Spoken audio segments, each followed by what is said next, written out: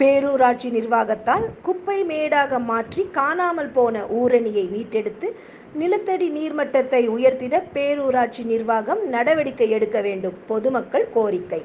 தேனி மாவட்டம் பெரியகுளம் அருகே உள்ள தேவதானப்பட்டி பேராட்சிக்கு உட்பட்ட 9வது வார்டு பகுதியில் 3 ஏக்கர் பரப்பளவில் மேலளவு ஊரணி என்ற 25 ஆண்டுகளுக்கு முன்பு ஊரணி இருந்து வந்துள்ளது.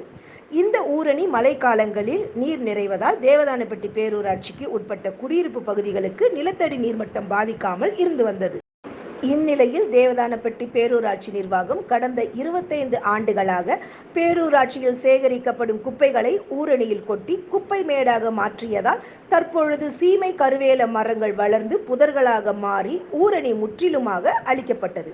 இதனால் பேரூராட்சிக்கு உட்பட்ட குடியிருப்பு பகுதியில் முழுவதும் நிலத்தடி நீர்மட்டம் வெகுவாக குறைந்து பாதிக்கப்பட்டுள்ளது. மேலும் பேரூராட்சி நிர்வாகத்திடம் பல ஆண்டுகளாக ஊரணியில் குப்பைகளை கொட்டி குப்பை மேடாக மாற்றி ஊரணியில் உள்ள குப்பைகளை அப்புறப்படுத்த வேண்டும், ஊரணியை உருவாக்க கோரிக்கை விடுத்தும் பேரூராட்சி நிர்வாகம் எந்த நடவடிக்கையும் எடுக்கவில்லை என பொதுமக்கள் குற்றம் சாட்டியதோடு குடியிருப்பு பகுதியில் நிலத்தடி நீர்மட்டத்தை மீட்க உருவாக்கம் செய்ய ஊரணியில் கொட்டப்பட்ட குப்பைகளை அகற்றி மீண்டும் ஊரணியை உருவாக்க நிலத்தடி நீர்மட்டத்தை பாதுகாக்க வேண்டும் என்றும் கோரிக்கை வைத்துள்ளனர். பிரச்சனை குறித்து தேவதானப்பட்டி பேரூராட்சி செயல் அலுவலரிடமிருந்து கேட்டபோது நில அளவீடு செய்து மீண்டும் அதே பகுதியில் ஊரணியை உருவாக்க நடவடிக்கை எடுப்பதாக தெரிவித்துள்ளார்.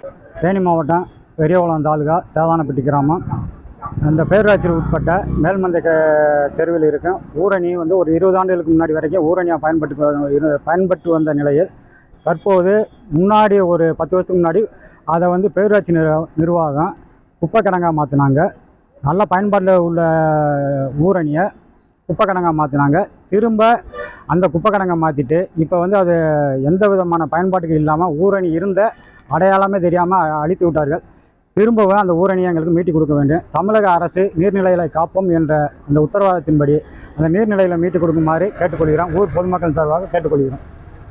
ஊரணி என்பது மக்கள் குடிநீர் தட்டுப்பாடு இல்லாமல் இருக்குது. நிலத்தடி நீர் உருவாகிறதுக்கு அடிப்படை விஷயமே அந்த ஊரணின்றது அந்த காலத்தில் ராஜாக்கள் காலத்துல நிலத்தடி நிலத்தடி நீர் உயர்றதுக்காகத்தான் ஊரணியில் உருவாக்கி வச்சாங்க.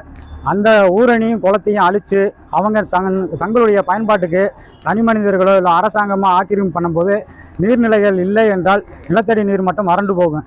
அதனால் பொதுமக்களை காப்போம், அரசு ஆணையை பின்பற்றுவோம், அரசு ஆணையை மதிப்போம், அரசு ஆணையை மதித்து ஊரணியை கண்டுபிடிப்போம், ஊரணியை மீட்டெடுப்போம்.